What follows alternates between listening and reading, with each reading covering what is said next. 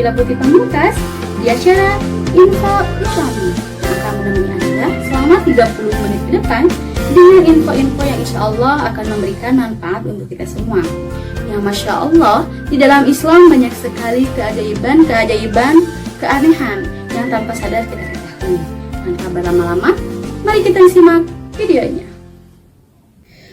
7 keajaiban di dunia versi Info Islami. 1. Hewan berbicara di hari kiamat. Maha suci Allah yang telah membuat segala sesuatunya berbicara sesuai dengan yang Ia kehendaki. Termasuk dari tanda-tanda kekuasaannya adalah ketika terjadi hari kiamat akan muncul hewan melata yang akan berbicara kepada manusia, sebagaimana yang tercantum dalam Al-Quran surat An-Naml ayat 82, yang artinya, dan apabila perkataan telah jatuh atas mereka, kami keluarkan sejenis binatang melata dari bumi yang akan mengatakan kepada mereka bahwa sesungguhnya manusia dahulu tidak yakin kepada ayat-ayat kami.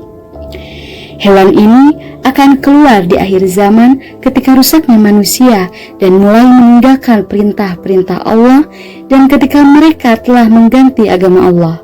Maka Allah mengeluarkan ke hadapan mereka hewan bumi, konon kabarnya dari Mekah atau yang lainnya sebagaimana akan datang perinciannya.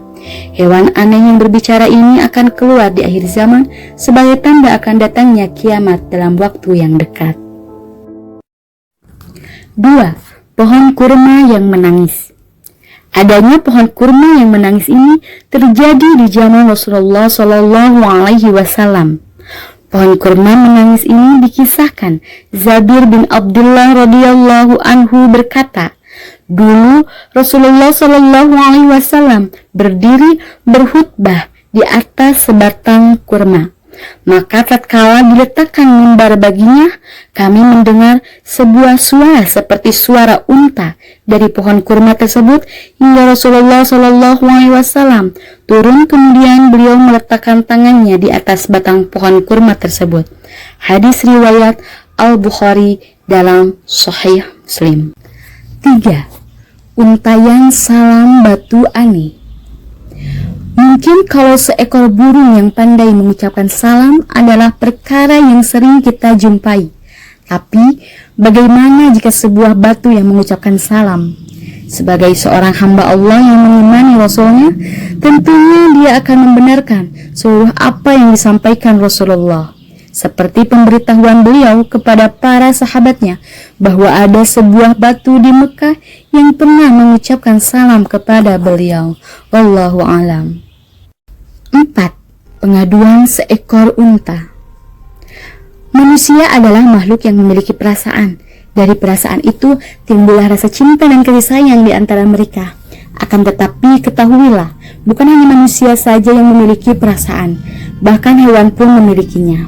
Oleh karena itu, sangat disesalkan jika ada manusia yang tidak memiliki perasaan yang membuat dirinya lebih rendah daripada hewan. Pada suatu hari, Rasulullah SAW pernah memboncengku di belakangnya. Kemudian, beliau membisikkan tentang sesuatu yang tidak akan kuceritakan kepada seseorang di antara manusia. Sesuatu yang paling beliau senangi untuk dicarikan pelindung untuk buang hajatnya adalah gundukan tanah atau kumpulan batang kurma. Lalu beliau masuk ke dalam kebun laki-laki Ansor. Tiba-tiba ada seekor unta. Tatkala Nabi SAW melihatnya, maka unta itu merintih dan bercucuran air matanya. 5. Kesaksian kambing panggang. Kalau binatang yang masih hidup bisa berbicara adalah perkara yang ajaib, maka tentunya lebih ajaib lagi kalau ada seekor kambing panggang yang berbicara. Ini memang aneh, akan tetapi nyata. Kisah kambing panggang yang berbicara ini terdapat dalam hadis Abu Hurairah. Rasulullah SAW menerima hadiah dan tak mau makan sedekah. Maka ada seorang wanita Yahudi di Khaybar yang menyediakan kepada beliau kambing panggang yang telah diberi racun. Lalu Rasulullah SAW pun memakan sebagian kambing itu dan para sahabatnya. Nabi SAW bersabda, "Angkatlah tangan kalian, karena kambing panggang ini mengabarkan kepadaku bahwa dia beracun." Nabi SAW pun mengirim utusan pembawa surat. "Apa yang mendorongmu untuk melakukan hal itu?" Wanita itu menjawab, Jika engkau adalah seorang nabi, maka apa yang aku telah lakukan tak akan membahayakan dirimu. Jika engkau adalah seorang raja, maka aku telah melepaskan manusia darimu. Kemudian Rasulullah SAW pun memerintahkan untuk membunuh wanita itu. Maka ia pun dibunuh. Nabi SAW bersabda, ketika beliau sakit yang menyebabkan kematian beliau, senantiasa aku rasakan sakit akibat makanan yang telah aku makan ketika di Khaibar. Inilah saatnya urat nadi leherku terputus. Hadis riwayat Abu Daud dalam sunannya 4512. 6. Batu yang berbicara. Setelah kita mengetahui adanya batu yang mengucapkan salam, maka keajaiban selanjutnya adalah adanya batu yang berbicara di akhir zaman. Jika kita pikirkan, maka terasa aneh, tapi demikianlah seorang muslim harus mengimani seluruh berita yang disampaikan oleh Rasulullah SAW, baik yang masuk akal ataupun tidak. Karena Nabi SAW pun tidaklah pernah berbicara sesuai hawa nafsunya. Bahkan beliau berbicara sesuai tuntunan wahyu dari Allah Subhanahu wa Ta'ala yang mengetahui segala perkara yang gaib. 7. Semut yang memberi komando. Mungkin kita pernah mendengar cerita fiktif tentang hewan-hewan yang berbicara dengan hewan yang lain. Semua itu hanyalah cerita fiktif belaka alias omong kosong. Tapi ketahuilah, sesungguhnya adanya hewan yang berbicara kepada hewan yang lain, bahkan memberi komando layaknya seorang komandan pasukan memberikan perintah. Hewan yang memberi komando tersebut adalah semut. Kisah ini sebagaimana yang dijelaskan oleh Al-Quran. Dan Sulaiman telah mewarisi Daud, dan dia berkata, "Hai manusia, kami telah diberi pengertian tentang suara burung, dan kami diberi segala sesuatu. Sesungguhnya ini benar-benar sesuatu kurnia yang nyata, dan dihimpunkan untuk Sulaiman tentaranya dari jin, manusia dan burung, lalu mereka itu diatur dengan tertib dalam barisan. Hingga apabila mereka sampai di lembah semut, berkatalah seekor semut, 'Hai semut-semut, masuklah ke dalam sarang-sarangmu, agar kamu tidak diinjak oleh Sulaiman dan tentaranya.' Sedangkan mereka tidak menyadarinya. Maka Sulaiman tersenyum dengan tertawa karena mendengar perkataan semut itu. Dan dia berkata, 'Ya Tuhanku, berikanlah aku ilmu untuk tetap mensyukuri nikmat-Mu yang telah Engkau anugerahkan kepadaku dan kepada kedua orang tuaku, dan untuk mengerjakan amal soleh yang Engkau ridhoi, dan masukkanlah aku dengan rahmat-Mu ke dalam golongan hamba-hamba-Mu yang soleh.'"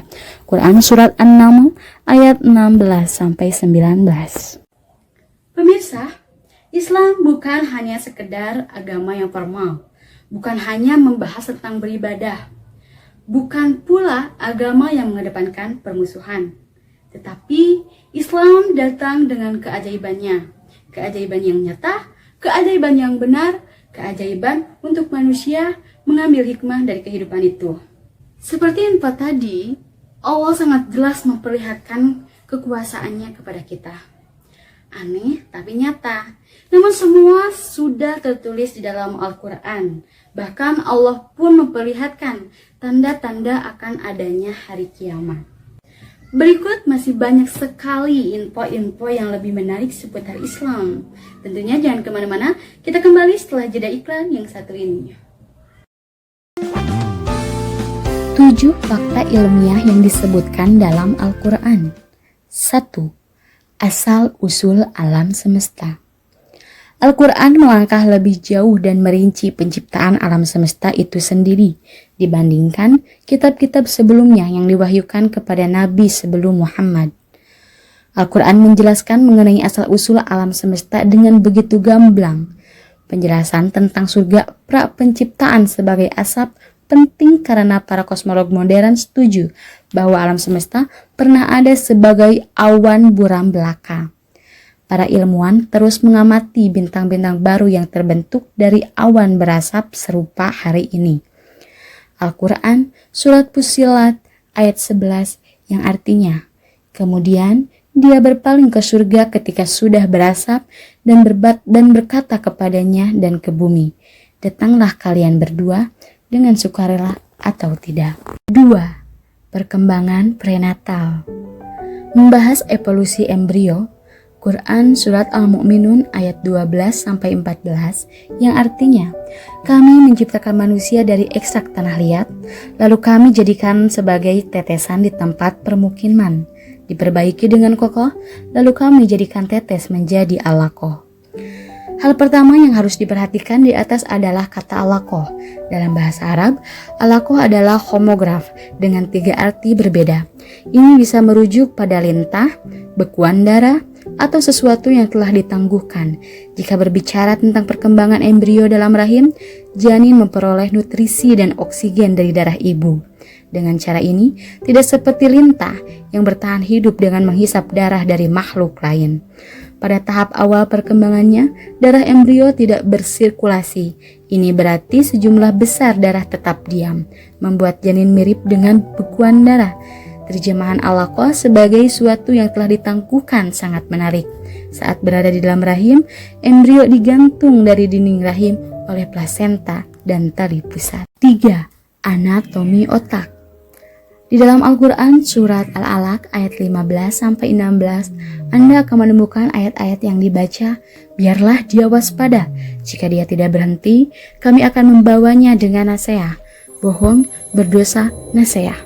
Dalam bahasa Arab, nasiah pada dasarnya diterjemahkan menjadi bagian depan kepala. Penelitian modern tentang anatomi otak manusia telah menetapkan area prefrontal otak besar sebagai pusat motivasi, perencanaan, dan agresi. Otak bagian depan bertanggung jawab atas kemampuan kita untuk melakukan perbuatan jahat atau berdosa. Ini juga bertanggung jawab atas kemampuan kita untuk membedakan realitas dari fiksi. Artinya, jika Anda memilih demikian, nasihat Anda memang bisa berdosa dan berdusta. 4. Definisi kelautan. Ketika dua lautan bersatu itu disebut pertemuan. Pertemuan membuat pemandangan yang menarik. Ketika dua lautan bertemu, perairannya mempertahankan kualitas masing-masing. Ini termasuk suhu, kepadatan, dan warna.